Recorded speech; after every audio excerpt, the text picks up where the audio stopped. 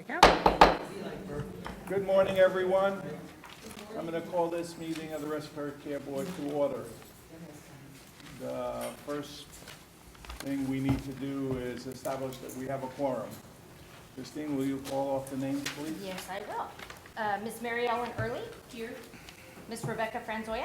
Here. Mr. Mark Goldstein. Here. Mr. Michael Hardeman. I'm here. Dr. Ronald Lewis. Present. Ms. Judy McKeever. Present. Dr. Laura Romero. Here. Vice President Tom Wagner. Here. And President Alan Roth. Present. Okay, we have a quorum in order to be able to start our meeting. Before we start, I have a statement to make relative to this open meeting. Public comment will be allowed on agenda items as those items are taken up by the board during the meeting. Under the Open Meetings Act, the board may not take any actions on items raised by public comment that are not on the agenda, other than to decide whether to schedule that item for a future meeting. If you would like to provide a comment, it would be appreciated, though not required, if you would come forward and let us know your name and, if applicable, the organization you are representing. In order to allow the board sufficient time to conduct its scheduled business, public comment may be limited. Make sure that your comments are focused and relevant to the duties of the board. It is not necessary to repeat statements or views of a previous speaker. It is sufficient to state that you agree. Written statements should be summarized and submitted to the board. They should not be read. If you are not recognized, please be sure to raise your hand and get noticed, because we want to make sure we get all the comments. Are there any public comments at this time? Having no one come forward, I will start with the second item on the agenda, which is the approval of the October 7th meeting. I move to approve the minutes. Mr. Chairman, I'm sorry I missed this when I got the electronic copy, but there's a little typo. Typos begin. Page 8, Can you say till? line 18. Can everybody hear me? It should be green. Okay. Now, okay, we're looking at page 8, line 18. The word parity should be parity, Parity. Okay. I'll accept that typo correction and continue to move to approve the minutes. Okay. Let us take a roll call on that. Okay. Member Early. Member Franzoya. Yes. Member Goldstein. Yes. Member Hardeman. I wasn't there, but I do vote to Abstain. approve. You have to abstain. You have to abstain. Have to. That would be an abstain. Yeah. Yeah, Okay. Okay. you have to abstain. I don't like to abstain, but I'll have to. Well, that's the rules. Member Lewis. Aye. Member McKeever. Aye. Member Romero. Vice President Wagner. Aye. And President Roth. Aye. Thank you, and thank you for picking up that typo. Although I like The other ones, next though. item on the agenda is number 3, the Executive Officer Report, and we'll have Stephanie present that report, please. Okay. We're going to start with the status on the revisions to the Law and Professional Ethics course. Currently, the CSRC and AARC have begun revising the course. They haven't given a schedule, and it's very fluid. It's up to them if they want our input, but basically, they're submitting a draft to staff by June 1st. We give them feedback on making sure that it follows all the regulations, and then they by August 1st, they should have something online if they want us to review it then. And then the hard copy submissions, the final submissions will be submitted October 1st, and as well as have it online, and they will have it for you to approve on October 13th for final approval to begin next January 18. So that is in process, and we do that once every 4 years.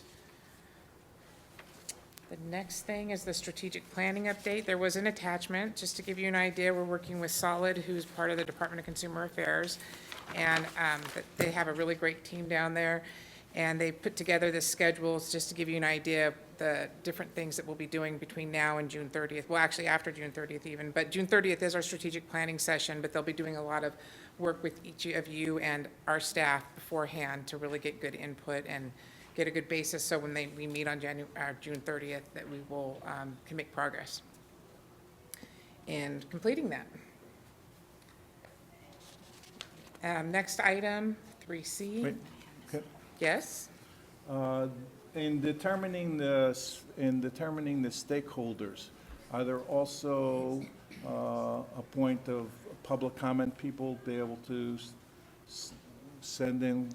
Is there an opportunity for that prior to when we get together to discuss it? Not prior to. I mean, anyone can submit anything they would like to, and we can forward that to the facilitator, but generally it's done on June 30th, and that's Okay. where people come and share. Stephanie, and how often is this done? This is being done, lately it's been done every 4 years, which has Okay. proven to be pretty good because the sunset review process is done every 4 years, so it works rather well for us. Okay, perfect, thank you.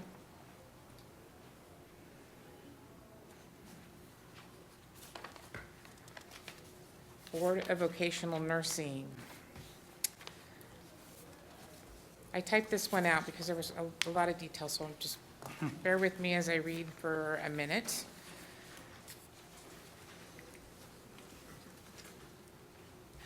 As you know, we've had an on-again, off-again issues with the Board of Vocational Nursing and Psychiatric Technicians advising the public that LVNs can practice respiratory care that dates back as far as 1997. Just when we think the matter has been put to rest, we learn the activity is occurring again. Last December, the Vocational Nursing Board published its board meeting agenda that raised concerns. The 2 agenda items fell under the heading, Consideration and Possible Action on Recommendations Regarding Matters Related to Respiratory Care. And under that, this was the LVN board meetings agenda, there was 2 subheadings that said Practice Committee Recommendations Regarding Procedures for Care of Clients with Respiratory Deficits, and number 2, Practice Committee Recommendations Regarding Impact of BNP Code Division 2, Chapter 8.3, which is our act, on scopes of practice of licensed vocational nurses and psychiatric technicians. Prior to the publication, I had reached out to the Vocational Nursing Board on, thank you. Excuse me. Thank you.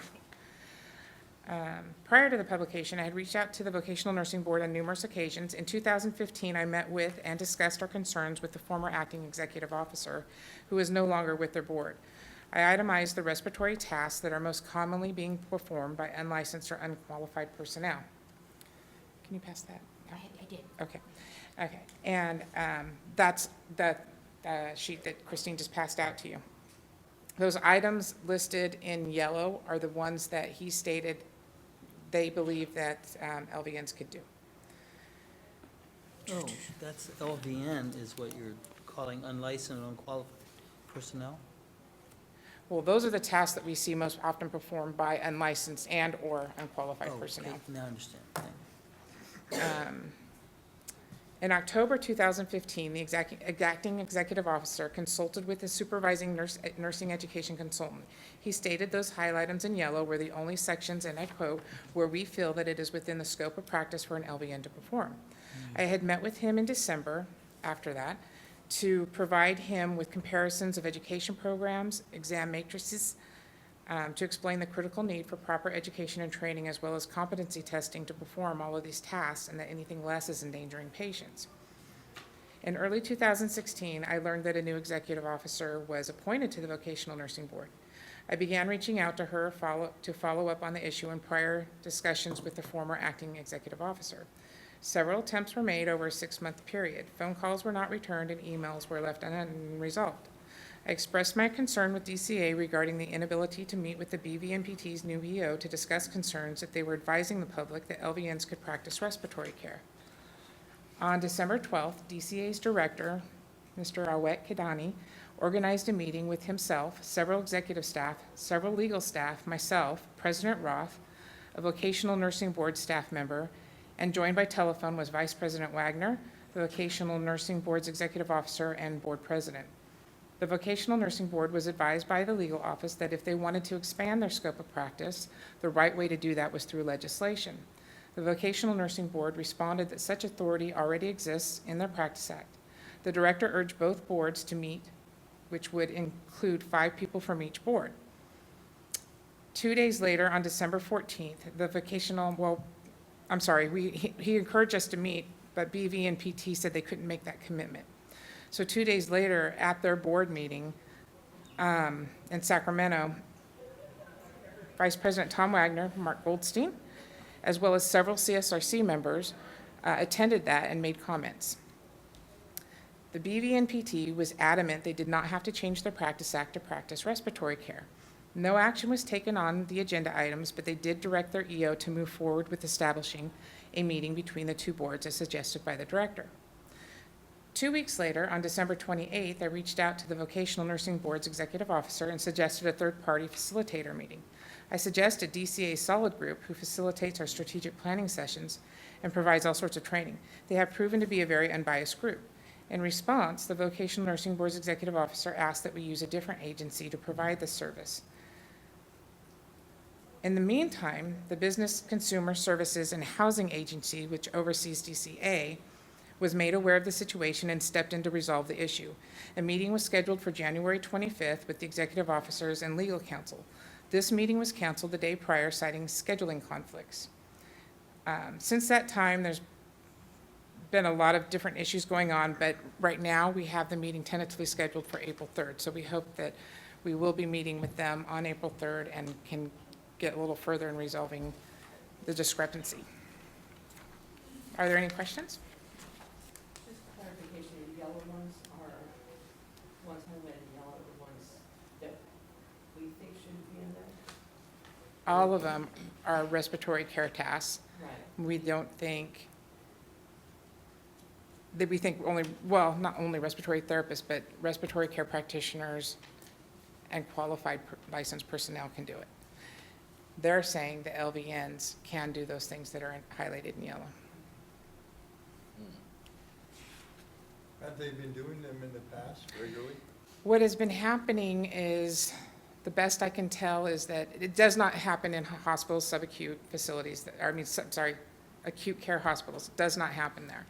But subacute care facilities, there's a few, and I don't think all of them do it, but there's starting this trend where, and I think it's driven by money, financial gain, to start using the LVNs to perform the respiratory care tasks. So it's only happening in subacute facilities and only some. And some of the reasoning behind it is because you have years ago, they instituted our nurse to patient ratio, and half of those can be LVNs. Well, they're thinking if they already have the LVNs, I can't say that's what they're thinking, but one thought is that because you have to use LVNs anyway, we might as well have them deliver the respiratory care. But what's happening is they're not providing the nursing care that law was intended for. Thank you, Mr. Chair. I'm sorry, I should have went through you. No, I it's just had fine. that on my mind. Yes. The title confuses me, so because it says most often performed by unqualified, I get that because you think the LVNs might not be qualified, or unlicensed. The LVNs are licensed. What's unlicensed? There's some people who are unlicensed performing as well. LVNs? Not LVNs. Just unlicensed Yeah. people. Medical assistants, Yeah, Which are licensed, but medical assistants are not licensed. MAs don't go through No. an No. exam process? They're just given a certificate. yeah, but there's also other people that aren't even. Yeah, Right. like anybody. Yeah, Home care drivers, things along, people in those settings. Home care settings, yeah. Okay.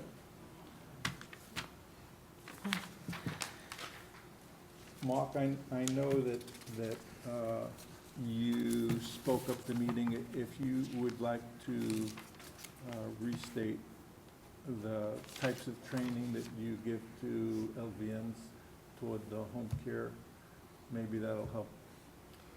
Okay. In the home, you basically have LVNs or you have family. The LVNs receive the same training that the family receives as far as being able to troubleshoot the ventilator. And most of the children and folks at home that are on vents are provided 2 ventilators. Generally one as for transport, because it's very hard to grab a baby, an oxygen tank, and a ventilator and carry it out by yourself. So it does necessitate, turning one machine off and turning the other on and making sure the baby's on it. And they've got to know how to bag in case both ventilators go down. I mean, that's the ultimate manual resuscitator right there. So there are, they get approximately 2 to 3 hours on troubleshooting. Same thing on with the families. And we have them demonstrate taking the circuits on and off, changing them, changing humidifiers, which is all necessary for infection control. So that's essentially what they get. At max, they get 4 hours, along with the families. And the families probably even get a little more. But then again, that's a process that generally that's incurred in the hospital, that, as we slowly train the families to take the patients home. And that's generally a 2-week process. So, Mark, the orientation is provided by an RCP to the family and the LVN? Yes. Thank you, Mark, for the clarification, so that everyone could hear. I think one of the points that I heard at the meeting related to the fact that under respiratory care, we work under the guidance and orders of a physician. And that was very clear as to how we proceed with the things to which we do, and the authority, whether or not a physician has and a hospital has established protocols under the physician and the medical staff. And it seems from the discussion and listening to the LVN board that was not always the case related to making changes on the ventilator and other things without a change or contacting the physician. And that was another troublesome item that came up. We're very used to the fact that we work under the physician and we get input from the physician relative to what we are doing with the patient under life support. And it seemed that the LVN did not view in their discussions as that being an integral part of what happens. And so that was an area of concern.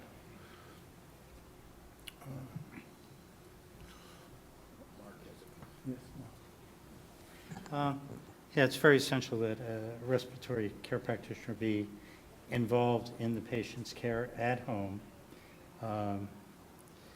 Families can be very, very persuasive, and they can co-op an LVN. I'm aware of situations where ventilators have been changed, patients have been put on weaning programs that was decided between the LVN and the family, and and the physician doesn't know anything about it. So, we are a very important cross-check on the whole process to make sure that it is a controlled environment that helps increase the safeguard for the patient. And that's it. That's my comment on it. And from what I understand about the licensed vocational nurse, they are not permitted under the scope of practice to make an assessment. They can only deliver care under direction from somebody with a higher license. So I see these tasks are requiring an assessment to be made. I mean, they come into our clinic, and somebody has chest pain, they can't say, well, that's cardiac or non-cardiac. They just have to call someone and send them out. So that's their scope of practice limit. So it seems like they want to raise the limit. Okay. That was brought out clearly in the meeting about the assessment skills. Yeah. And that was totally negated by the people that were on the phone and in the presence. Seems like That's it's the law, BMP code, so, I don't know. Okay. Yes. Stephanie, could I ask that after the proposed meeting on April 3rd, that we receive just a brief email on what transpired? That's fine, right? Yep. Thank you. Will you now continue, Stephanie, I with will. the rest of the items? Can I ask a question? Sure. So when it says assess for placement of a speaking valve or trach plugging, are they assessing the initial placement of a trach valve? Of a speaking valve? Because that should be done by us or a Yes. Or in physician. the clinic, yeah. Because I find that one particularly. There's a lot of dangerous. things in there. Yeah, Yeah. Red flags. Yeah, a lot of them, so. There are many troubling items on this Yeah, list. yeah.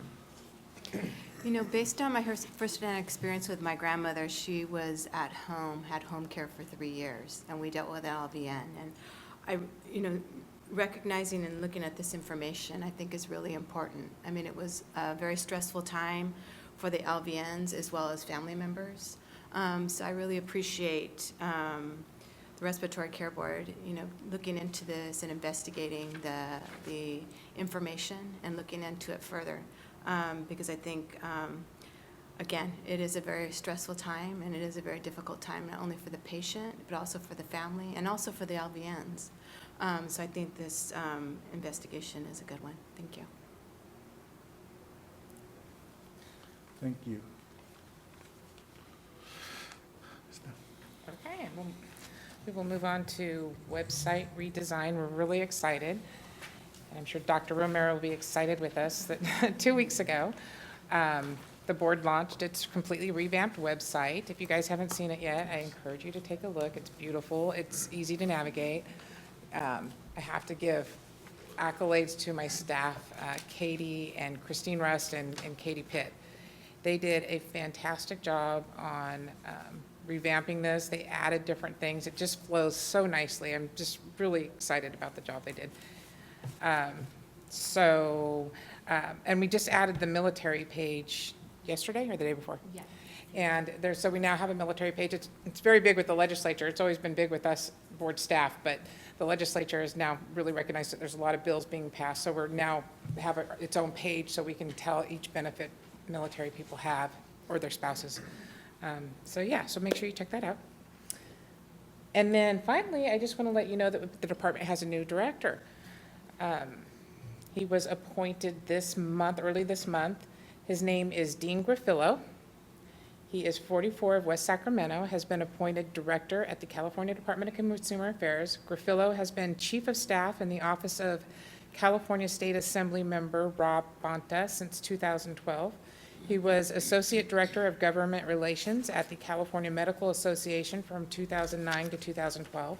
Chief of staff in the office of California State Assembly member Warren Furtani from 2008 to 2009, and a senior legislative assistant in the office of California State Senate Assembly member Alberto Torrico from 2004 to 2008. Griffillo was an organizer, representative at Service Employees International Union Local 925 in the early 2000s, a political intern at the ML King County Labor Council in 2002. He was a field representative and organizer at International Longshore and Warehouse Union Local, and he earned a Master of Public Administration degree from the University of Washington. And he, I'm not sure if he's actually taken place yet. We haven't heard if he's actually started yet, but he was appointed about a week ago. We're excited to have him on board. Thank you. And we're sorry to see our past director go. He was just loved by so many. And we're not even sure where he went, but he, I mean, he told us he was leaving. He just wasn't public about where he was going. But yeah, he was just a fantastic leader and really supportive of the boards and getting things right and listening. And yeah, so it's sorry to see him go, but I understand we have a great replacement. There's also a new person above the consumer and housing, right? Isn't there a new? Oh, the acting Housing secretary and- is now permanent. Yeah. it's Yeah, permanent. for the agency above Department of Consumer The Affairs. cabinet person. Yeah, yeah.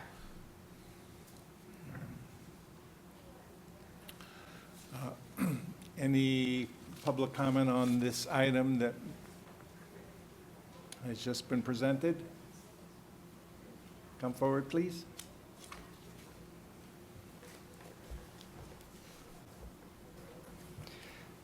Mike Madison of the California Society for Respiratory Care.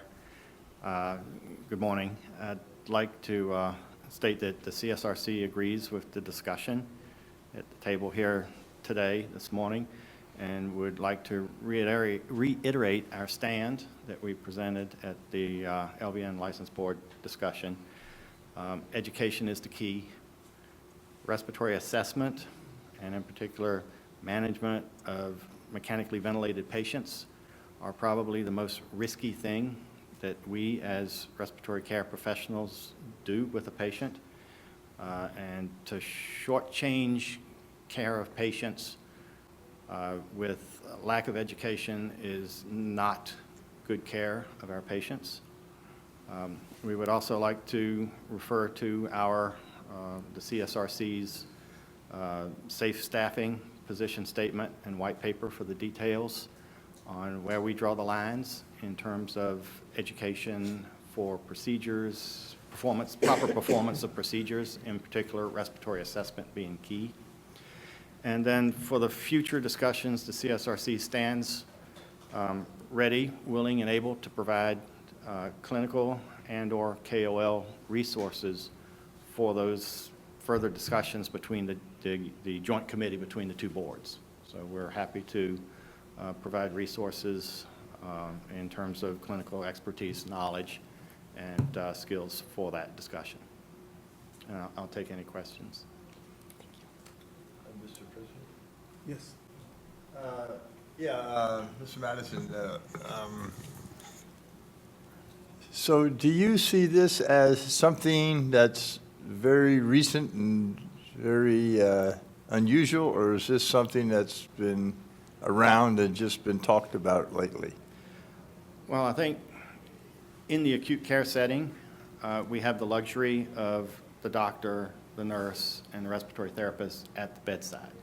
So that check automatically happens in that environment. We're looking over each other's shoulders, we're catching each other's potential patient mishaps. In the home, that is an unsupervised environment. And so those checks and balances are not there.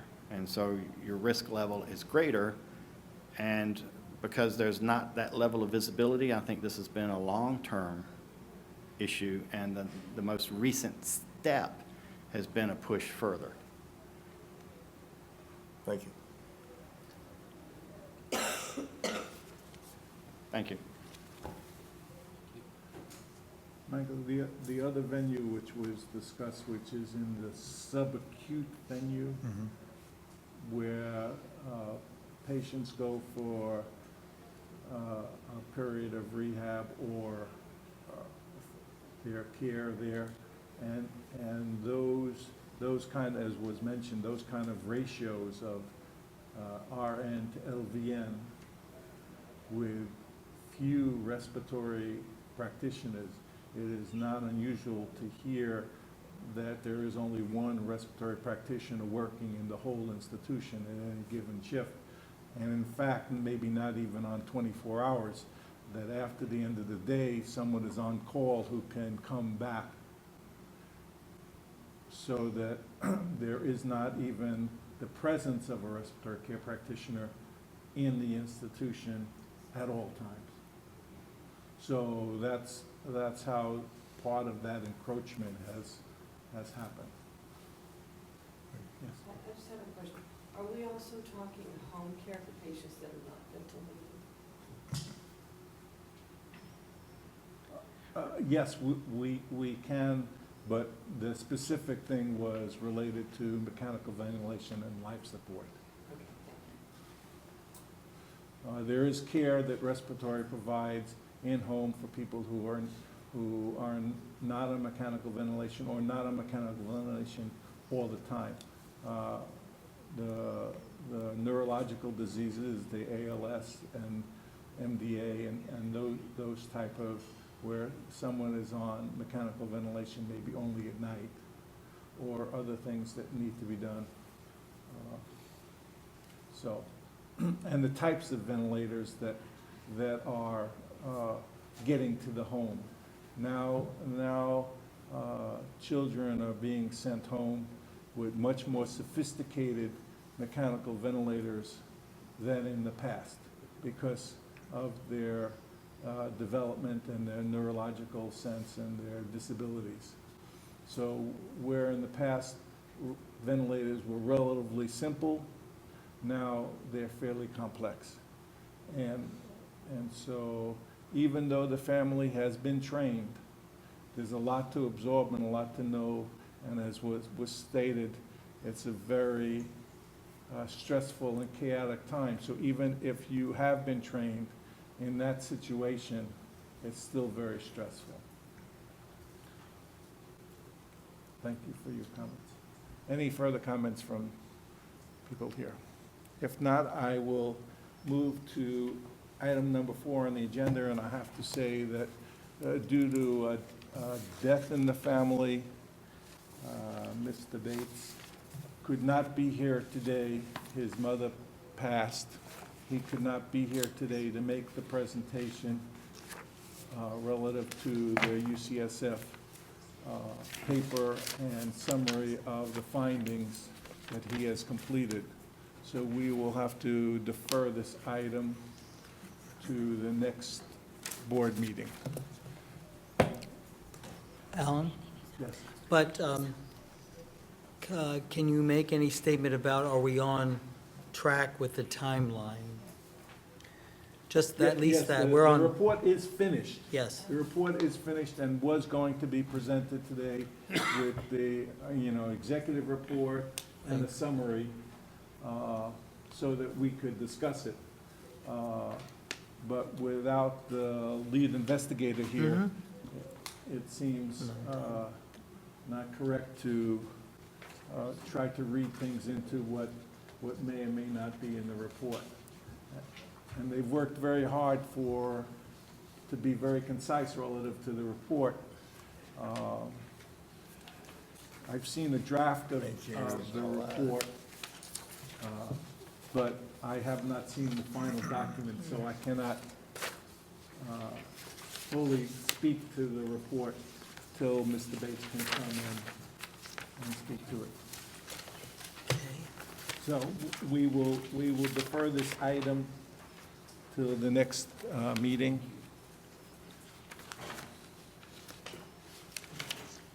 Sorry, this is for the next item. The next meeting is strategic planning in June, that's it. There's no board meeting. Okay. This will have to come in for Since 6 we months. we deferred the item, I cannot ask for public comment Should have another board meeting. on this particular item. So we'll move on to item number 5, which is the fiscal review, revenues, expenditures, and fund condition consideration to amend section 3775 of the Business and Professional Code. What's being handed out is the legislative fee increase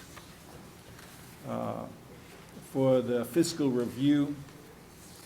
And one of the items that you see on here is where we are relative to the number of the fees for applicants and the number of applicants that we are projected to do in 2016-17. Currently, that number is about 300 less than what had been. I'm not sure what we're talking. On the first Where are three you? lines where it says projected workload. Oh, Okay. no, it should be fine. Did I tell you that, or I'm Where is confused? that? Yes, I saw it somewhere. the number of applicants, It's, Oh, are we talking about applicants? yeah, It's actually more, okay, so we're talking about applicants, it's actually more than what we had projected because of the passing of the RRT, is that what you're going to? Okay, yeah. So, we had projected the number of applicants to drop when we passed the RRT. And he is referring to the number of applicants here. It actually is more than we thought, but still less, but more than we thought, because we knew it was going to drop. So, it's in good shape. okay. If we look on several of the items on here, and one of the big things which we talked about is the necessary costs that are being spread over relative to Breeze, and the unanticipated costs of the implementation of the different sets of Breeze, which has necessitated us to look at a fee increase for the licensing of respiratory care, which we spoke about in general at the last board meeting. And one of the things that was brought up at the last board meeting related to the fact of the not only Breeze, but of what the cost of the investigations and of the Attorney General's office being very variable from a year-to-year basis, and very difficult to try to budget a dollar amount when it could be very small one year and really enormous as the case is. Remember, although we met our metric of the number of days of an Attorney General's cases getting through to us, so that we met all our metrics, it's still over 500 days relative to a case getting back to us, and thus the costs. So we could be talking about costs that related from 2014-15 till it got to us and onto our books. So as a result of that, as you see the pro rata date, which is 1, 2, 3, 4, 5, 6, item 7 under the expenditures, that shows a significant increase relative to the costs, relative to pursuing the cases relative to the Attorney General's office, and the legal fees that are involved, and the set fees. And over time, the increases that those fees have been put back onto the department and the board relative to pursuing these cases. And as you've read a lot of these cases, some of these cases have become very, very, very complicated, and spending a lot of time and effort and money in order to retrieve all the material, retrieve all the hearings, retrieve everything in order to pursue these cases, which is our mandate to protect the public. But as it is, there is a cost that relates to that, and that is reflected on here, and that will be one of the things why, if we look down on the bottom of the chart, the fund condition, where we are relative to months in reserve. And remember that the Respiratory Care Board is a self-financing, no state money board. So we need to keep ourselves fiscally solvent. to maintain a certain degree of independence of our board. And as you see, moving forward, the months in reserve are dramatically decreasing. The fee, as we talked about at the last board meeting, was last authorized in 1999 and went into effect in 2001, 2002. Yeah. So we have not had a fee increase in the 15 years.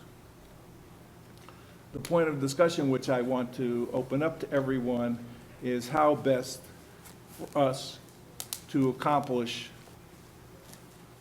a current fee increase, which is limited by statute to 10%, but realizing there has to be some things that we have to do consecutively or relatively consecutively, and how we need to be able to do that in order to seek legislative approval in order to achieve and maintain solvency.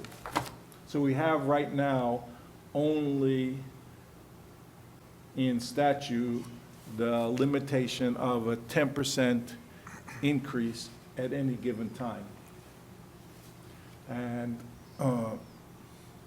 we need to look to see how we can stay solvent and still be aware of those increases and whether or not that would be an impediment at all to therapists working in the field and new therapists for potentially having a burden of that they're paying for their, especially the new graduate, they're paying for their examinations, the TMC and the clinical simulation exam, they're paying for their initial licensing fees, and now an increase here.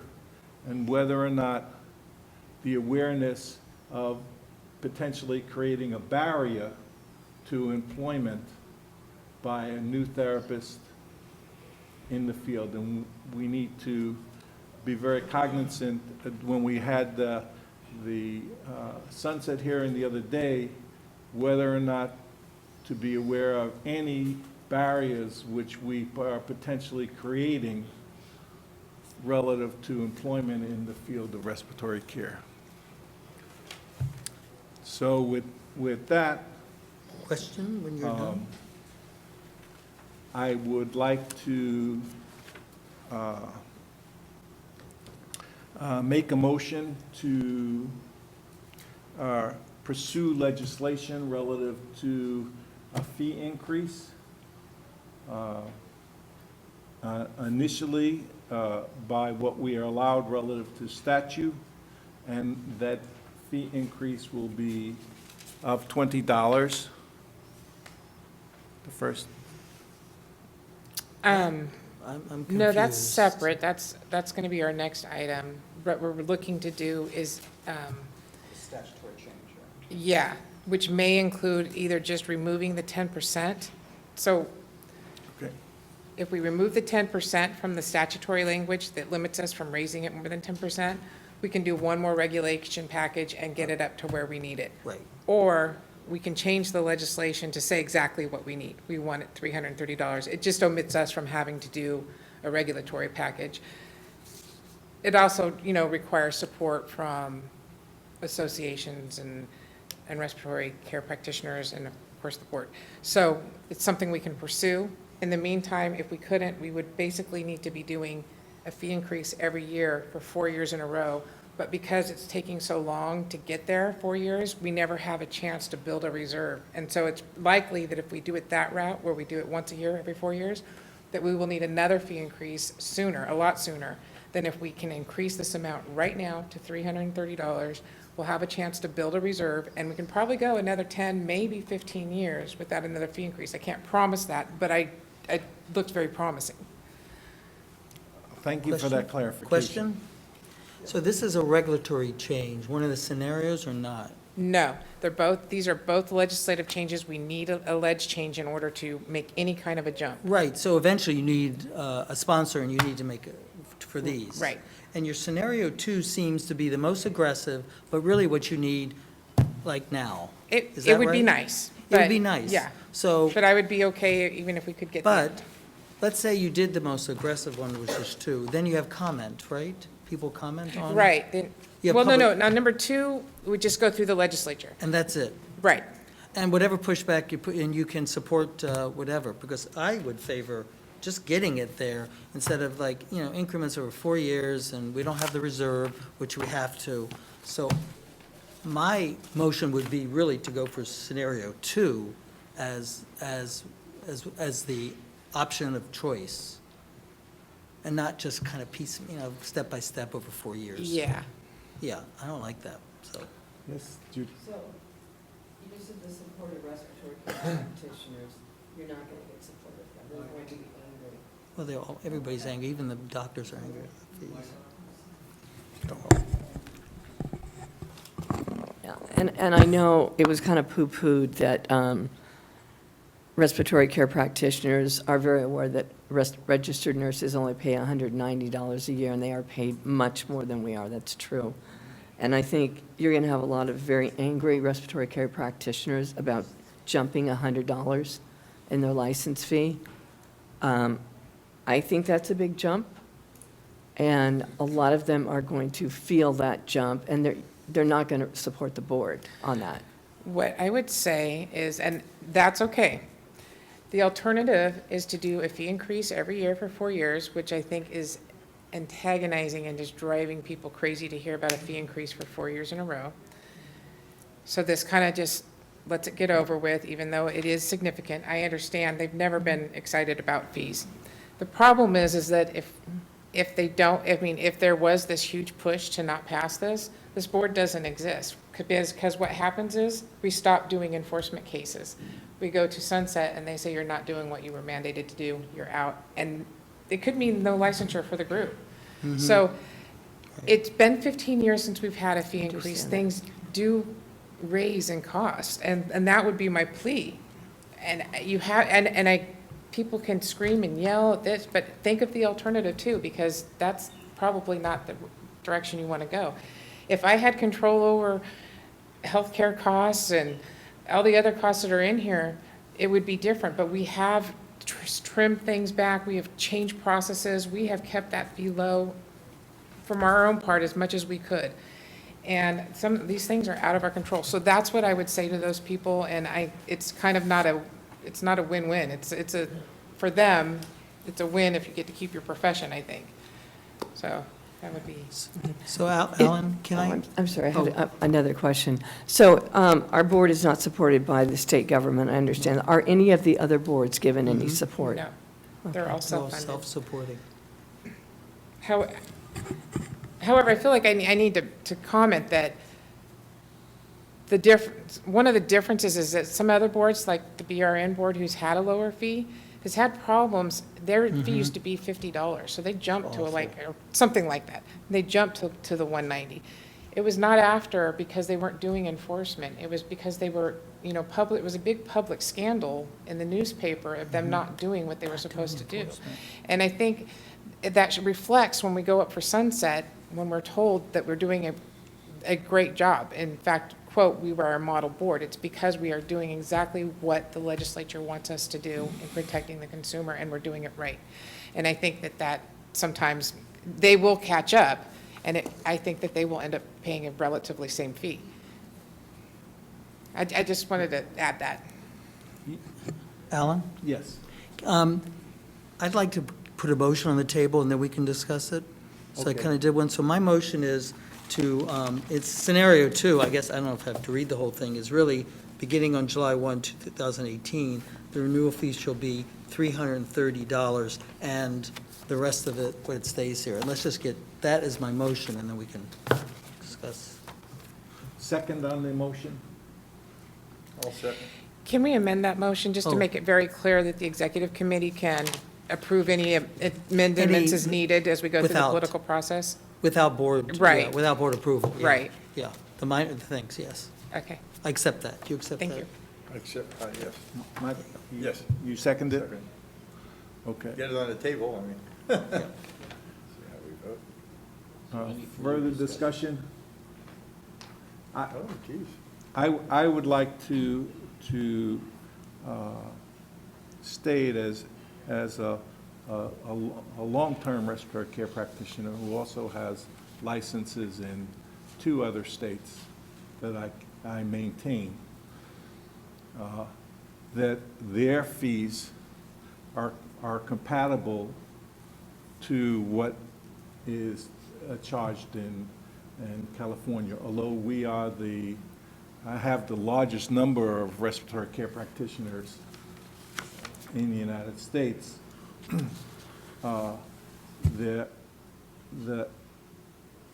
The work that's happening in the states where those boards are being looked at and licensing is being looked at, and as Stephanie said, we're here to protect the patient, and one of the ways of establishing that we're protecting the patient is making sure that they're safe by reviewing things, doing the discipline, cooperating with the legislature, and those things that make the patient safer. And that costs money. And as Stephanie said, a lot of those costs are not within our direct control. And therefore, in a lot of ways, we're a prisoner to the escalating costs.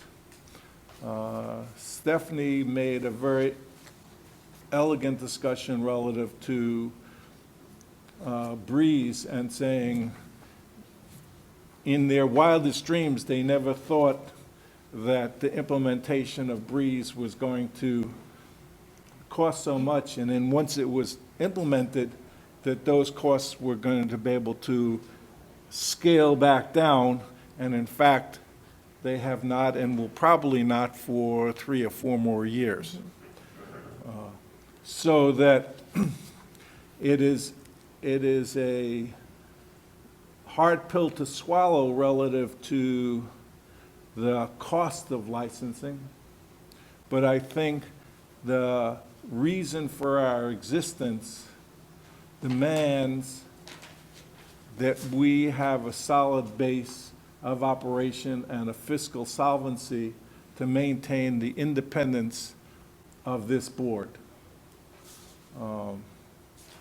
In the 2 states recently that have had legislation to remove the licensing of respiratory care, specifically in Iowa and Ohio and Texas, the reason behind that was their removing of regulatory effort because they did not feel that that licensing was serving any purpose. And here, our regulatory purpose and our oversight of the profession and our keeping patients safe is what keeps us strong and keeps us independent. And that's how I feel, and I know it's a big jump in costs, but we need to make sure that we stay strong as a board. With that, I will ask if there are other comments. Judy? Is there any way that we could, for the first initial license, make it less? Because the students, especially coming out of the private colleges, are coming out with $60,000 student loans, and they've got the cost of, like you said, the exams, all these different fees. Is there any way we could amend this to make it so that the initial fee remains at $230 and all renewals $330?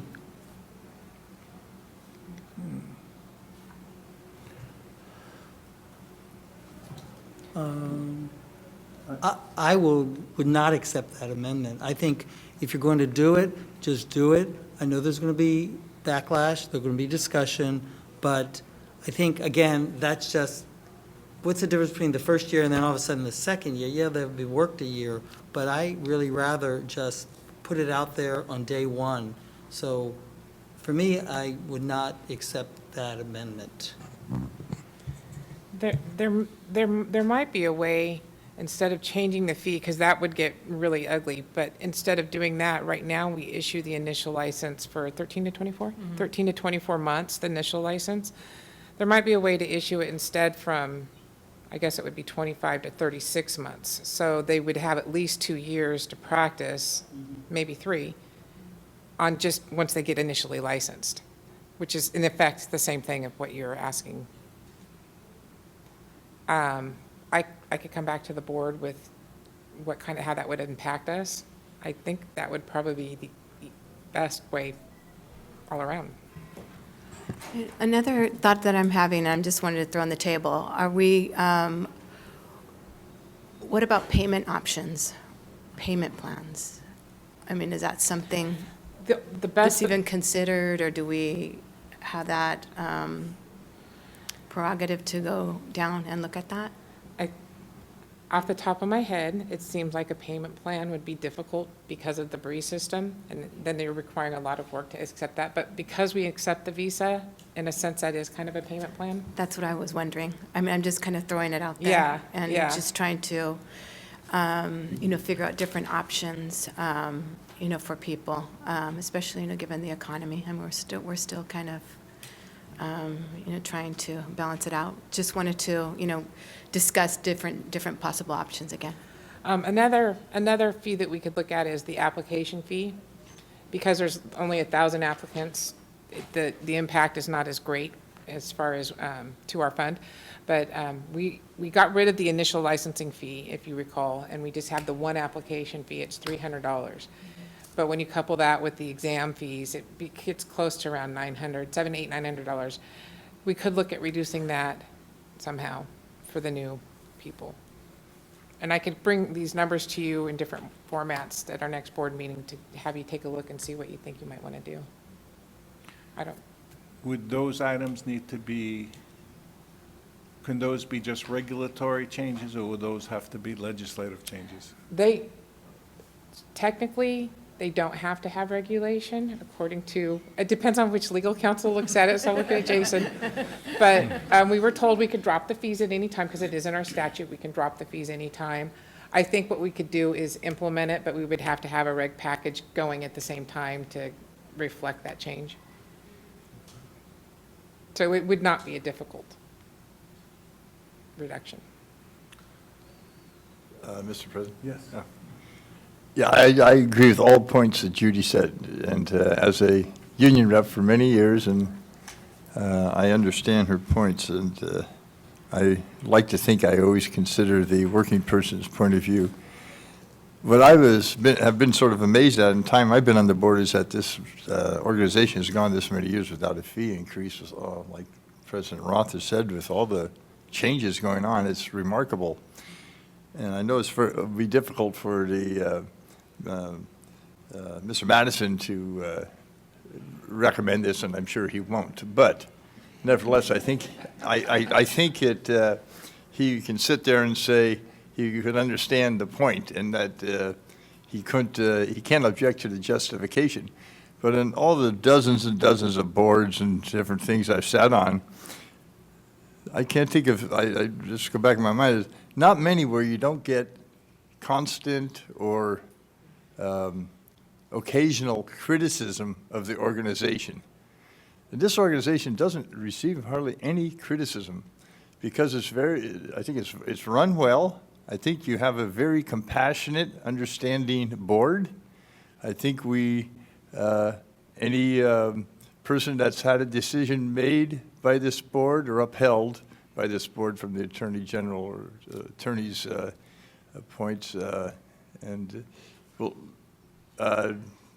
We've never had one contested where we've been sued and lost because of our decision. So I think from that point of view, looking at do I want to get rid of this board? I think you'd think if you were a respiratory care practitioner that this board is serving a good purpose and it's in your best interest that we license you and not have something else happen down the road that might jeopardize your occupation.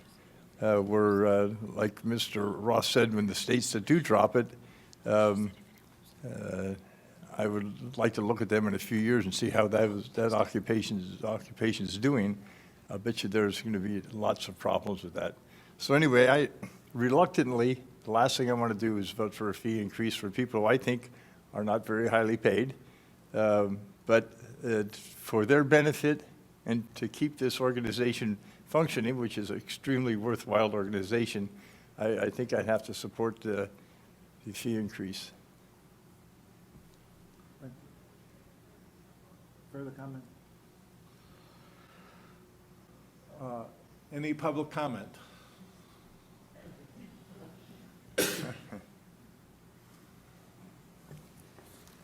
Thank you, President Roth. The CSRC does recognize that the pressures of maintaining financial pressures as well as human worth to maintain a well-running and well-operating license board. It is one of our great advantages here in California that we have such a good board. We understand that fee increases are real and are inevitable. The uncertainty in Washington will certainly chase money out of healthcare and will not make the situation any better. So we know that this has got to happen sooner or later. But the CSRC's position is to respectfully, please remain within the existing statute without change. And we know that's going to be tough, and we know it's going to push this board into a catch-up situation. But when we remember back to when we started in respiratory care, I started in North Carolina OJT, minimum wage. Every penny counted. And then I paid for my schooling as I went along. I was lucky. It wasn't that expensive back then. It's very expensive now. It's become a very, very technical profession. And these kids are coming out of school saddled pretty hard. And honestly, with the pressures on healthcare, I don't think pay increases are keeping up to be able to swallow a big chunk at one time. So we respectfully ask that the board stick with the statute of 10%. We know it will be painful, but that is what we feel is best for the staff practitioner who will feel it the most. Can I answer any questions? So what you're asking is to stay within the statute of 10% with the idea that, as Stephanie said, it would have to be done multiple years in a row? Yes, and the hope is that incremental pay increases will help lessen the impact of that, as opposed to sudden increase could turn into a barrier to entry or could force folks out. It could have a potential negative impact on the workforce. Comment? But your suppositions, you're making suppositions, you don't know what is going to happen, right, with healthcare? Correct. You really don't know. And for this I'll- board, I'll- wait, I'll- let me finish. okay, yeah. For this board to maintain its mandate of patient protection, it has to survive, and it hasn't had a fee increase in so long. I mean, you go to the medical board, I mean, that fee is tremendous, and we have little increases, and everybody like pushes back, but no one says, okay, I'm not gonna pay the fee. But we've got to survive, and we have to protect the public. And as Stephanie said, if we can't maintain those reserves that we're required to maintain, the board could go away. And then where is the public protected? So I understand that you represent a group that you have to, you have to recommend, keep within our current statute, but you also have to understand our mandate. So I appreciate your position, but you have to appreciate the position on the board, is that we have to survive. Absolutely. And we don't know, we can't predict anything these days. We, so we can- are in agreement with that. Yes. And our request is to, even if it means multiple increases, to address it in the 10% limit more often. Well, I think that, I think we can survive. It's just a matter of, we're gonna have 4 years. Each regulatory process is gonna be more difficult because people are gonna become more angry, I think, and there's gonna be more comments. I don't know that any of them would stop the regulation from going through. If they did, that could be detrimental. But it's likely that we're gonna need another fee increase beyond the 330 a lot sooner than we would have if we just went now. So if that's the understanding, I mean, I think we'll be fine. It's just going to be, Thank a you little for the negative. comments, though, so I appreciate it. yeah. Any further comments from the audience? Further comments from the board members? Yes. Okay. A question for Stephanie regarding the staff of the board. If they would be able to operate under the scenario 1 and do it effectively and efficiently, or if you feel that we absolutely have to have number 2 now. No, 1 would be fine too.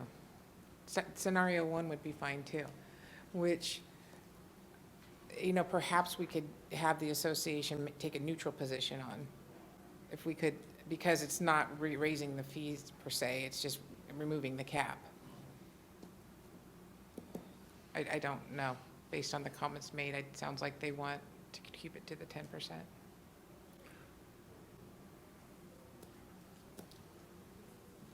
Yes, Judy.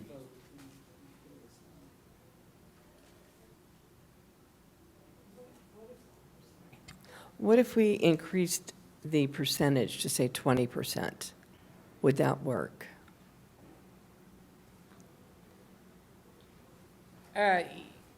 Probably not. I mean, yeah.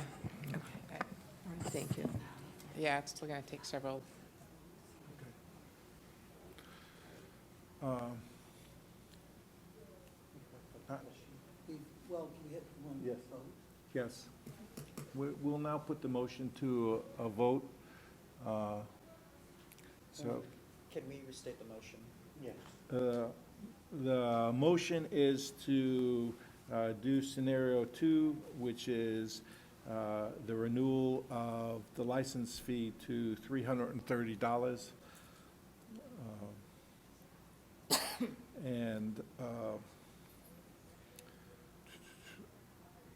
to equal 6 months of a reserve of 6 months, right?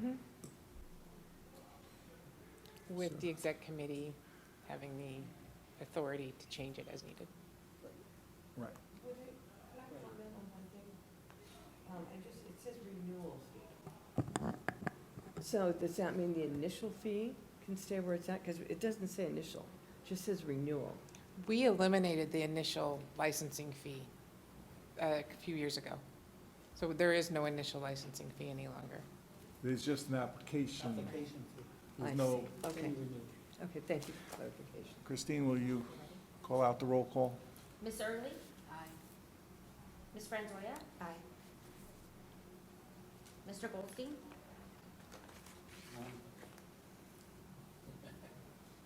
This is a hard one. Aye. Aye. Mr. Hardeman? I have the same reluctance that Mr. Dr. Lewis? Aye. Ms. McKeever? Abstain. Dr. Romero?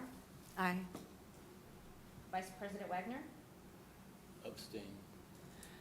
And Pre- Michael, did you vote? Yeah, he said aye. Uh-huh. Oh, okay. Yeah. Okay. And President Roth? Aye. 7 ayes and 2 abstains. I would like to present the motion that we just discussed, which is to have Stephanie look into the possibility of changing the initial time of the application, the initial fee over a period of time up to including 36 months from, for the initial application in order to decrease the potential impact on new applicants due to cost in entering the work field. A second. Is that a motion? Is that a motion, or are you just gonna look into it? Well, I need to yeah. make a motion for her to be able to look. Okay. Yeah. Okay. I'm gonna have to rewatch that one on the webcast. Okay, Ms. Early? Ms. Yeah, don't we Santoya? have to make couple Aye. comment, Oh. public comment? He's gonna go for this one. I believe anything would help in terms of, it's still going to be an upfront cost. It does extend the period, so if they can afford it up front, then it extends the cost on the backside before they have to pay again. So anything helps the entry-level therapist. It wouldn't be an upfront cost. As soon as they qualify, once they pay their application fee, we got rid of the licensing fee, so they would be issued a license, and then once they renew in 2 to 3 years, then they would pay their first renewal fee. Okay, good. So anything helps. Yeah. I'm sorry, and who seconded that? Okay, so I'll start over. Ms. Early? Wait, further comment on anyone on the board? Any further discussion? I'm getting this right, guys. Ms. Franzoya? Aye. Mr. Goldstein? Aye. Mr. Hardeman? Yes. Dr. Lewis? Aye. Ms. McKeever? Aye. Dr. Romero? Aye. Vice President Wagner? Aye. And President Ross? Aye.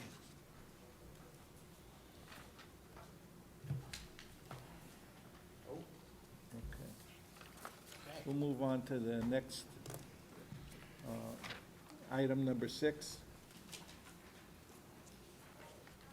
which we have talked about, and that relates to regulations to amend section 1399.395, division 13.6 of Title 16 of the Code of Regulations related to renewal and delinquent fees. As its December 7, 2016 meeting, the Respiratory Care Board approved proposed language to amend CCR section 1399-.395 related to increasing renewal and delinquent fees. The 45-day comment period began on January 20th, 2017, and was scheduled to end March 6, 2017. At the time of the agenda mailing, the board has received 2 comments related to the regulatory proposal and will hold regulation hearing on March 6th, where additional comments may be received. At this meeting, the board will have an opportunity to discuss the regulation and comments received and determine what course of action it wishes to pursue. Among its options, adopt the regulation as approved on the October 2016 board meeting, amend the regulation to address the concerns expressed by stakeholders, and notice of the modified text for a 15-day comment period. Following is the proposed regulatory language, as noticed on January 20th, 2017, and a copy of the 2 comments received to date.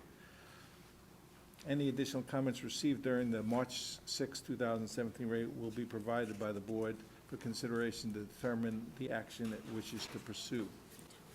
As you'll see in the proposed language on the next page, as you see, it says renewal fees, and the cross-out is for license expiring on or after January 1, 2002, and the fee increase of $250 we have just talked about changing that schedule to passing a resolution to go to $330. So I don't know, We still need this fee increase, though. okay, We're gonna keep pursuing these because we need them for our fund to, okay. Be So okay. we will pursue this while we're pursuing right, parallel. right. Okay.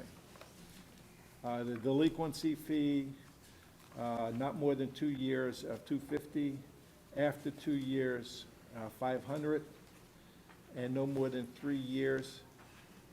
And then it goes to inactive, right, after 3 years? No, Inactive is just if you choose to renew inactive. without CE. Okay. So, and importantly, the fees provided in subdivisions D, E, F, and G shall be effective July 1, 2017, which is very important to keep us solvent moving forward. Can I have a second to this motion? Second. What was the motion? President Roth, Yeah. the board also has to consider the draft responses that board staff has prepared to the 2 public comments received to determine whether the board accepts the proposed response or wants it to change the response. This is going to go to the Office of Administrative Law when we submit the regulation package. Okay. That's found in the final statement of reasons, it's the last 2 pages of this attachment.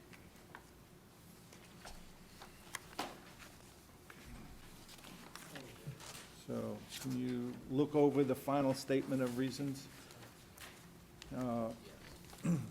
The 2 public comments were received by Charles Grove and Dawn Fowler Hamilton. Can you please read those? And Sure.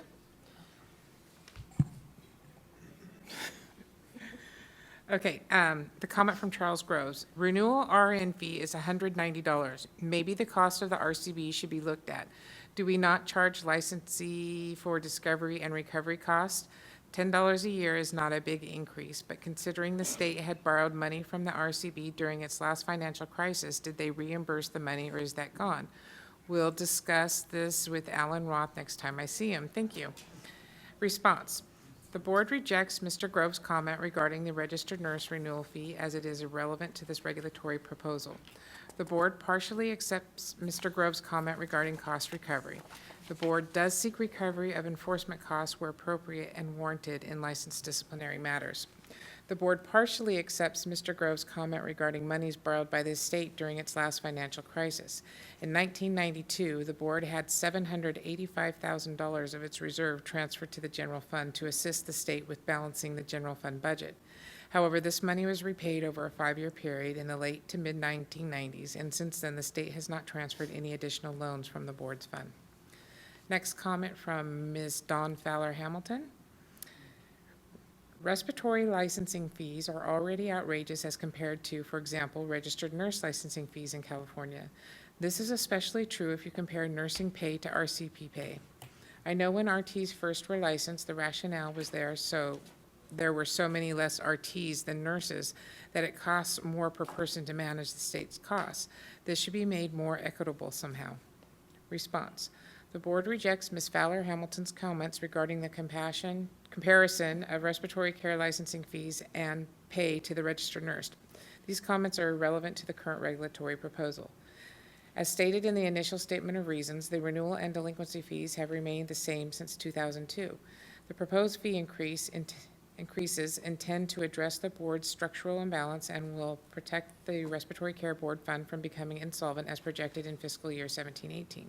Analysis of the board's fund balance measured by months in reserve projects that at the end of the current fiscal year 2016-17, a 2.4-month reserve will exist. However, the reserve is projected to steadily decline in the following fiscal years to the point where there will be a negative 4.0-month deficit at the conclusion of fiscal year 2018-19. Correcting the board's structural imbalance is vital to the board's solvency and will be unattainable without a renewal fee increase. And that concludes the comments on that regulatory proposal and our proposed responses that will be filed with OAL if approved by the board.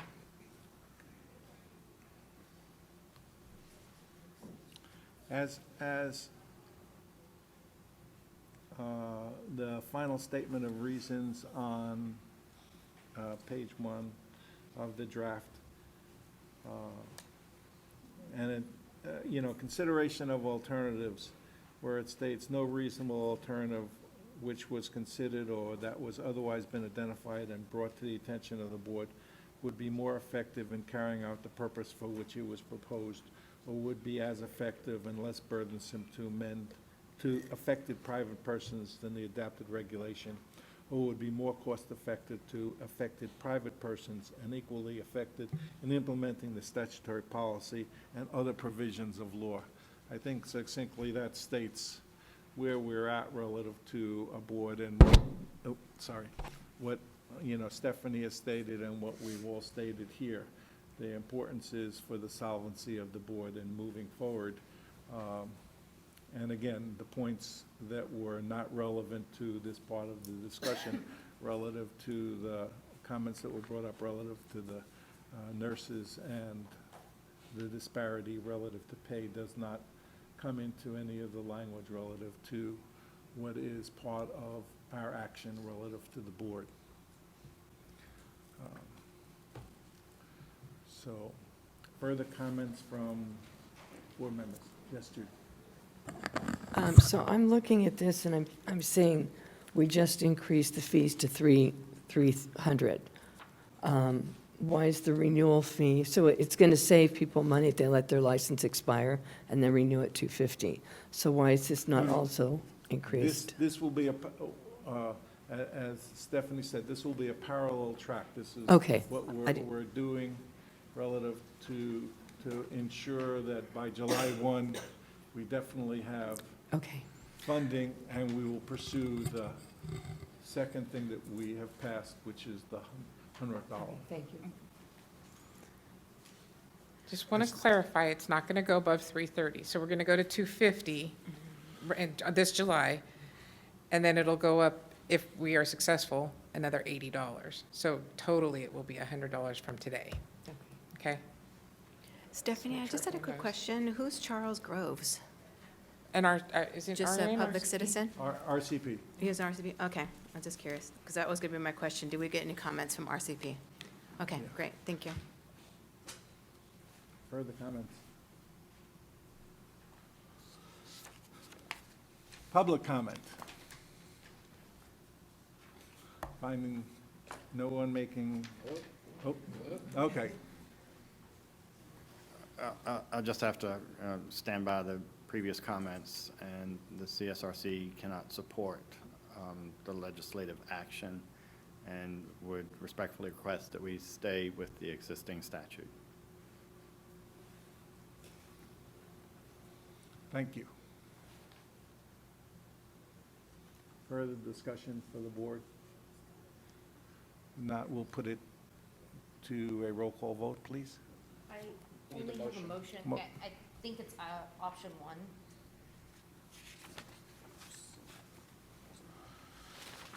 Okay.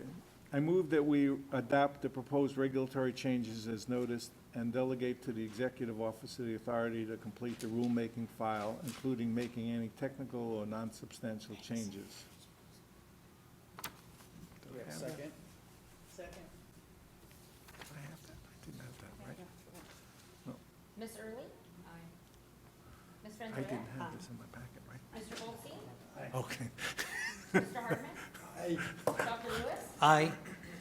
Ms. McKeever? Aye. Dr. Romero? Aye. Vice President Wagner? Aye. And President Rock? Aye. Do we want to take a little break? Do you think? That'd be great. Okay, let us take a 10-minute break, please.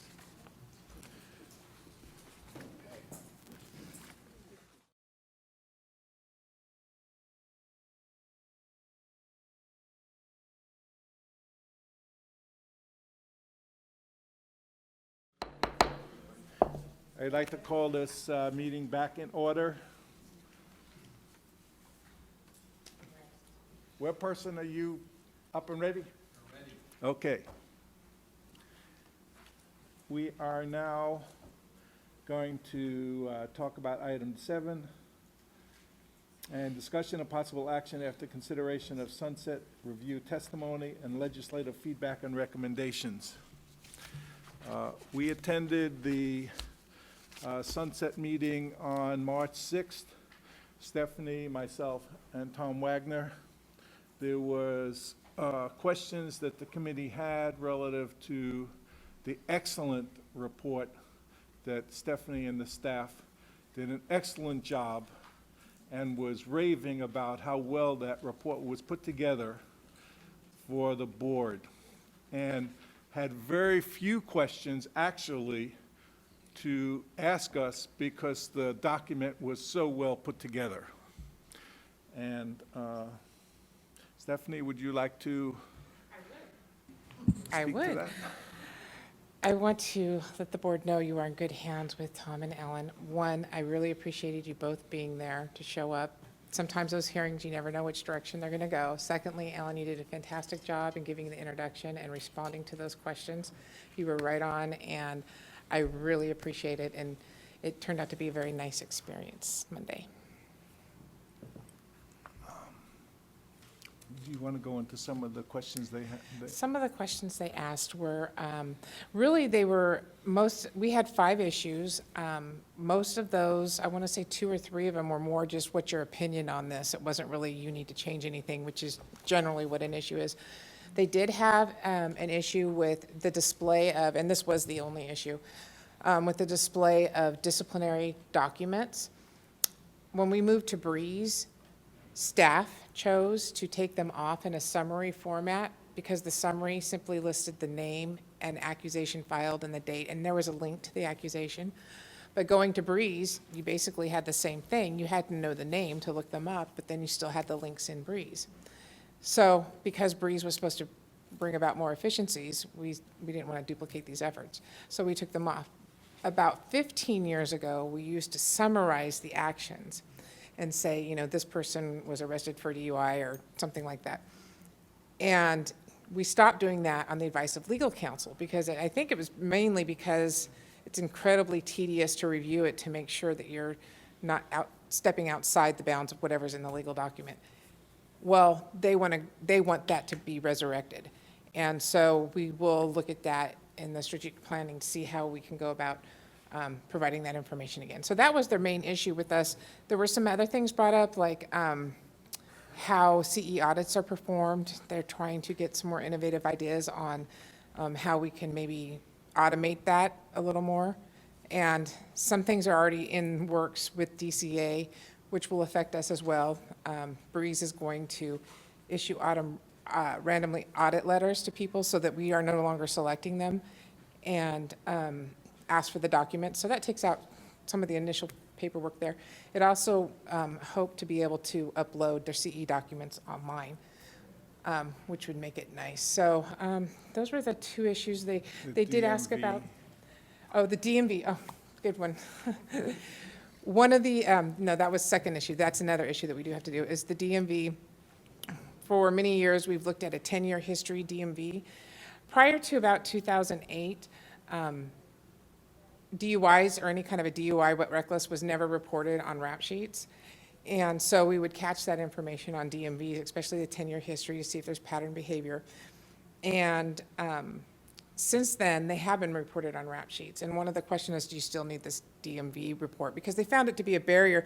Somehow they were connecting it to immigration or immigrants or somehow, but it really had nothing to do with that. We asked for the DMV to look at the DUI backgrounds. Because the 10-year time is up, we decided we should move forward to eliminate requiring the DMV, because right now in regulation it is required. So moving forward with eliminating that, because we no longer need it, except in special circumstances. They also asked questions relative to military and spouses and licensing, which Stephanie gave a wonderful explanation about, and as you said, it just put it up on the new website, and so they were happy with that explanation, that we're not creating any barrier to having someone with a military background who may be temporarily assigned in a particular area in order to be able to get a license. The other concern that was raised as a question, which I answered, was they noticed that the pass rate relative to the RRT exam with the new examination has dropped, and they wanted to know whether or not that was a barrier to employment here in the state of California. And I answered it by explaining about the change in the examination of having less recall and more decision-making and application, and it had only dropped somewhat, and in fact, there was a report from the meeting that was with the state regulatory agencies and the ARC and COARC, which came out with their statement that said, in states that required, which were the three that required RRT as a minimum for licensure, their pass rate was higher in those states than nationally. So that satisfied the question, and again, as Stephanie said, the number of licensings had dropped somewhat, and that was an explanation. We also spoke to the aging of the respiratory community and the number of graduates that would end up filling that, and the number of potential openings there are in the state relative to respiratory care. Also, I wanted to thank the CSRC. Their representative showed up in support of our board, and I just wanted to publicly thank you for that. Tom, anything else that I left out? Not that I can think of. Stephanie, anything else? Okay. It was a very positive experience. This is my second time through that, and you know, again, the preparation work that the board did to get that document together went a long way toward keeping the amount of questions. We heard another board that was questioned when they made certain statements, and they brought up their sunset review and said, well, you stated in the previous thing that you were going to do X, and it still had not happened now one review later.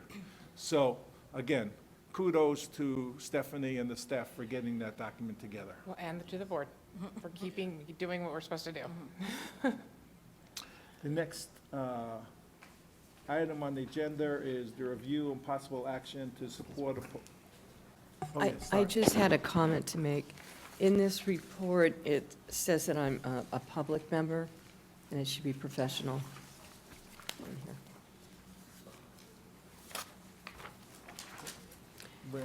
This report was prepared by legislative staff, and some of the biographies, It also states that I'm a professional member and I should be a public member. Maybe they switched it. Gotcha. See it. Okay. Thank you for fixing that. I didn't know where you were pointing to when you opened. I've got it. Sorry, I'm I got it.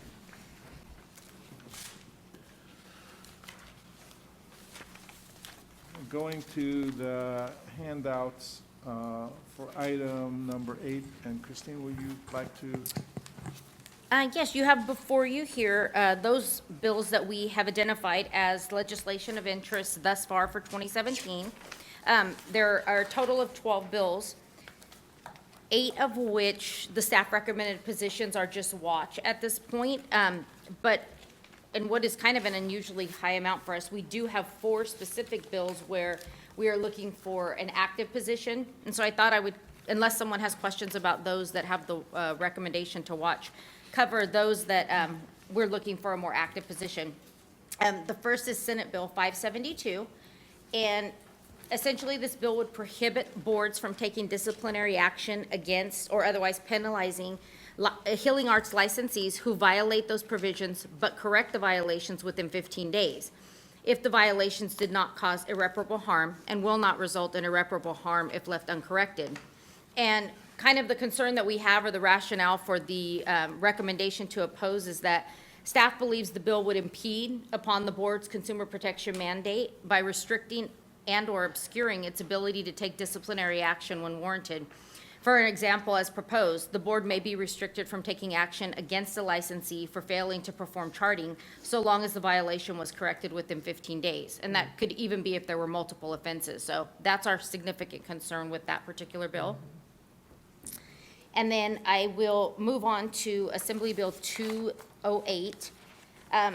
Some of you may recall, same language was proposed in a bill a few years ago, but it has to do with individuals who are arrested for drug-related convictions and that are awarded or opt to go into a diversion program in lieu of a conviction. And specifically, right now, the way that the diversion program works, it states that the individual pleads guilty, but then so long as they go into the diversion program and successfully complete, that guilty plea is set aside and dismissed. This bill is proposing that the individuals would enter a plea of not guilty. Where that comes into play for us is that we are able to use a plea of guilty or nolo contendere as equivalent to conviction of a crime for purposes of pursuing disciplinary action. And so if they are now instead ordered to enter a plea of not guilty, what that means is in these cases, we would have to go to hearing and, if you will, retry the case, including bringing in arresting officers and so forth. So there is potential for increase in enforcement costs. And that is why we're recommending oppose on that one.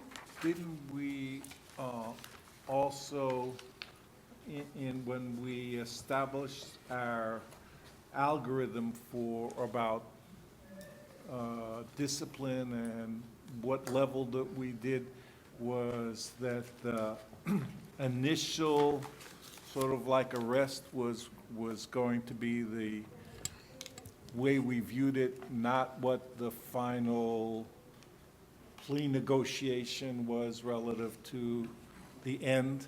So the act itself, if you will. Yeah, Right, rather than. Isn't that part of our algorithm to determine, the scope of any potential punishment That's that correct. we would do? Right, right. So this would go against that, right? Right, it would definitely make it more difficult, because as it stands now, the plea that has to be entered is equivalent to conviction of a crime for our purposes of the administrative hearing process.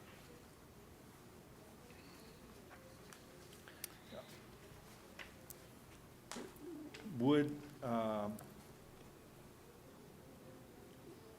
we need to have to submit our opposition in writing or in the Absolutely, hearing? right, right. If the board agrees with these staff recommended positions, then yes, we would send letters indicating our position to the authors. Do we have to make a motion if we want to? Couple more. I know, Just a but cou- oh. just, Yeah. does that have to be? Um, Okay. So the next bill is Assembly Bill 654, and this one's a little bit different. We're trying to just be proactive here and recommend a support if amended position. It has to do with the licensure and regulation of home health agencies. And this bill would require Department of Public Health to establish an incentive-based supplemental payment program as defined, which would apply to licensed home health agencies that treat children who are receiving continuous nursing care or private nursing through Medi-Cal programs. What we were proposing to do here, because RCPs often play a vital role in quality in home care, we were suggesting that we request recognition and inclusion of respiratory care services in addition to the nursing services proposed in this bill. And then the last bill that has an oppose unless amended position is Assembly Bill 1005. It requires the Office of Examination Resources to conduct an occupational analysis of every profession and vocations license subject to examination in this state to determine the licenses with need for an examination to be offered in languages other than English. essentially, our concerns are that because our existing contract with the National Board for Respiratory Care includes the performance of an occupational analysis that is consistent with California standards, the bill essentially is redundant and could pose unnecessary costs if those were passed on to us by the Office of Examination Resources. And then this one. Oh, of course, the sunset extension bill. We would like to support that.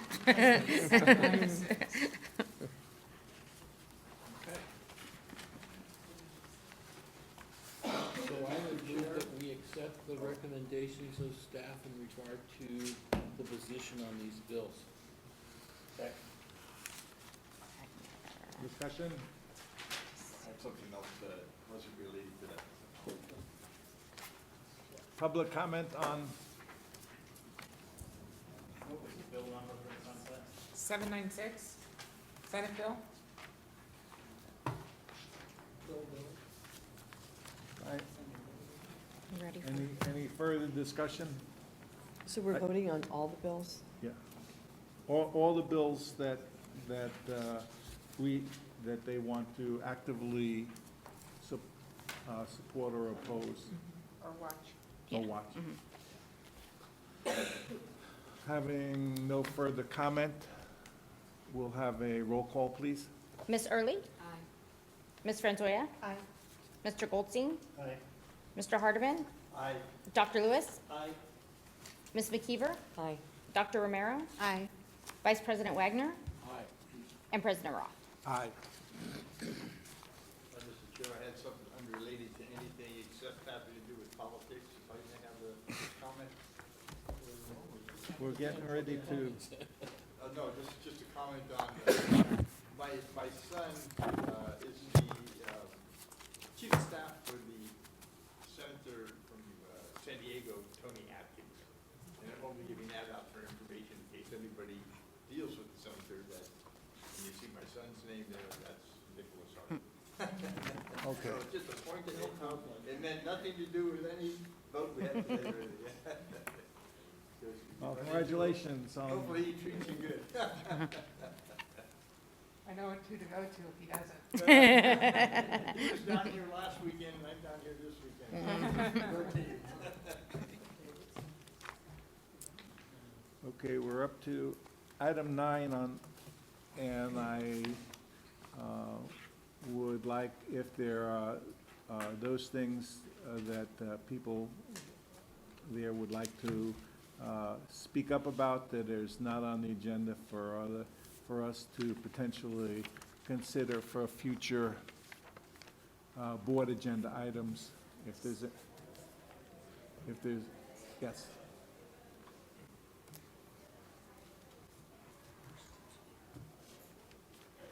Hi, my name is Wayne Walls. I'm a respiratory therapist. Can you hear me now? Yes. All right. My name is Wayne Walls. I'm a respiratory care practitioner from Lakewood, California.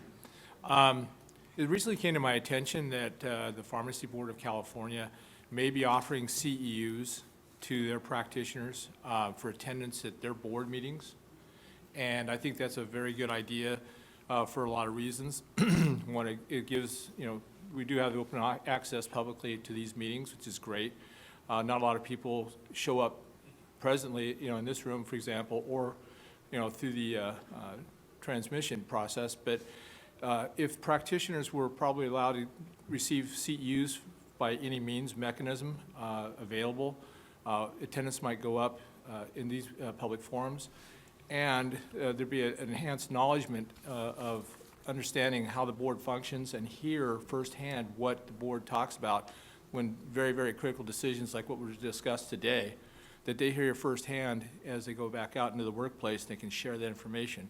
So I'd like the board to consider developing a mechanism, and I understand the board doesn't have the process probably in place to provide CEUs, but maybe consider that in light of also the practitioners now have an increased requirement of 30 CEUs every cycle period.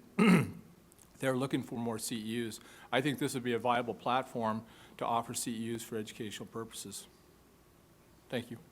Thank you. Very good. I have a public comment.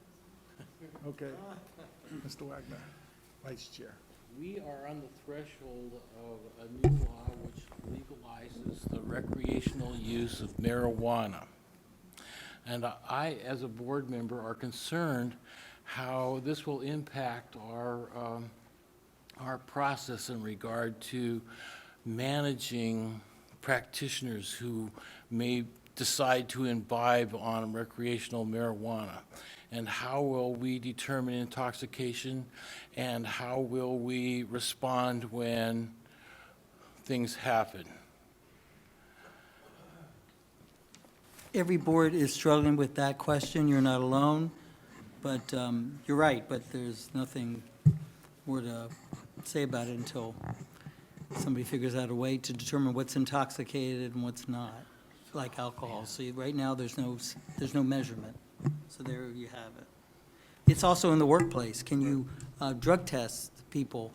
So it has far-reaching effects and concerns. Well, you know, the language says the use of illegal drugs in our Practice Act, and if they determine marijuana to be legal, the implications are that those people that are using are safe. I mean, Well, if they use of alcohol, you can't use alcohol either while you're drinking. So if there's going to be some kind of harm to the public, and generally it's not .08 either when you're in the medical setting. So it's, when you're impaired, you're impaired. I think the bigger problem is determining the cutoff level of a marijuana testing, which says you're under the influence now and you're not. And I'm sure we can find out more information on that. But we haven't come quite across it yet. So far, it's been fairly simple with the cases that we've had, but there will be somebody, I think, that will be under the influence at work, and then it's going to get hairy. But, we were relying on our Attorney General, too, to help us wade through the existing laws. okay. Just one second, the open call for persons to potentially apply for the board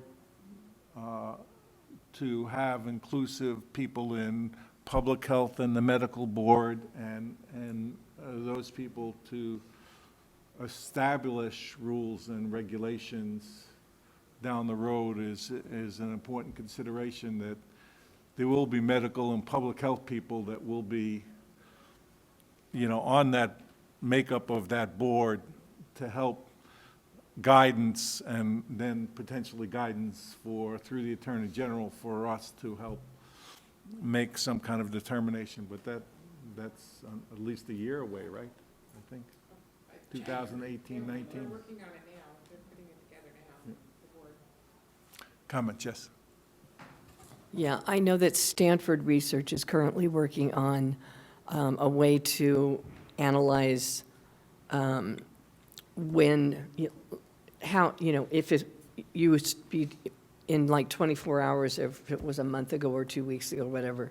So they're currently working on a way to monitor that, so that I can't see practitioners coming to work high. That, I don't see that happening. But they are working on this, and I think it's supposed to be out within a year. Thank you.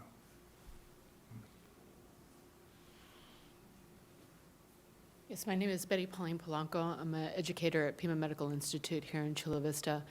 And the question that I had on this matter was, what has the state of Colorado done? They've had it in line for a little bit longer. What have they decided to do, or what thresholds have they chosen?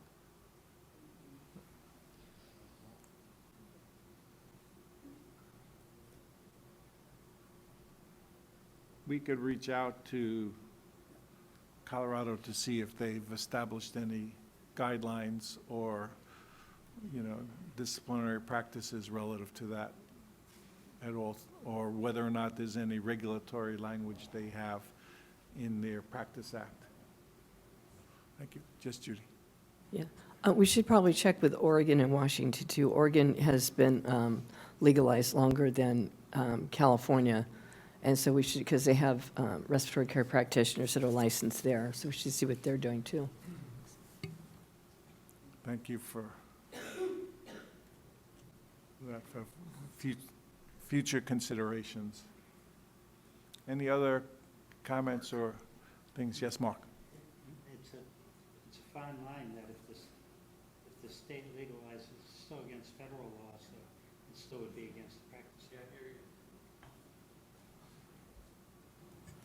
It's a fine line because even if the state, which it has legalized it, it's still against federal law, so it would still be against the Practice Act.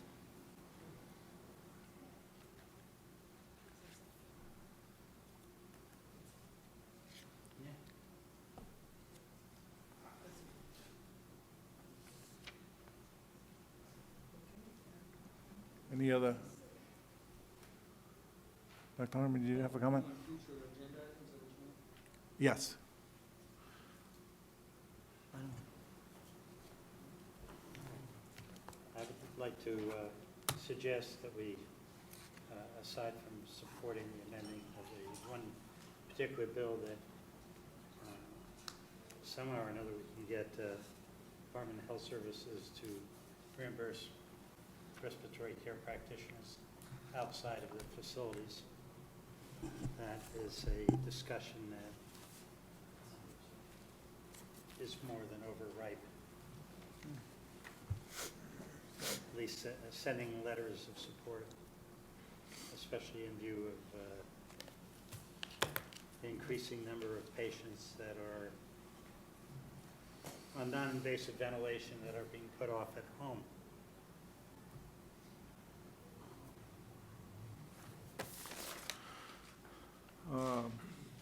Do we have a liaison with public health?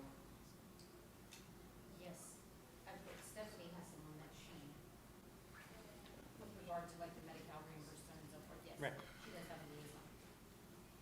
Can we open up a dialogue and see Yeah, absolutely. what may or may not be in the pipeline relative to, so that if there is some language moving forward, just like Mark has said, that, you know, and we talked about the bill to, and the potential bill to include respiratory, to make it not by omission, but specifically state about respiratory practitioners and reimbursement in when it comes to the needs of the patients that receive respiratory care and mechanical ventilation at home.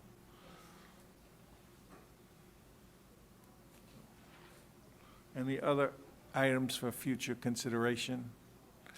Any other items that people would like to make comment and suggest for future? Stephanie, any suggestions for you? For future agenda items? Yeah. No, I don't have any right now, but I will have a slew as we go through the strategic planning process. Yeah, I think. I usually do. Having, oh, yes, Judy. I would just want to comment on the person who said if we can get CEUs for the people attending. I think that's a good idea because right now all they see us is someone that takes their money and they don't understand the process and the money that it costs. So I think that's a good idea, and I was wondering if the CSRC can work with that and making it a CEU program. Just a suggestion, if that's possible. I believe the best answer is that the CSRC is always ready, willing, and able to work with the staff to develop and put processes in place that are an advantage to all RCPs. Thank you. Having no other further public comment or comment from the board, I will make a motion that we close the open part of the meeting and go into closed session to discuss cases in a closed session. Second. We have to vote on that? No, just. I want to thank everyone for coming today and participating in board activities. We know that that's very important to have your concerns expressed. and we listen to those concerns. Thank you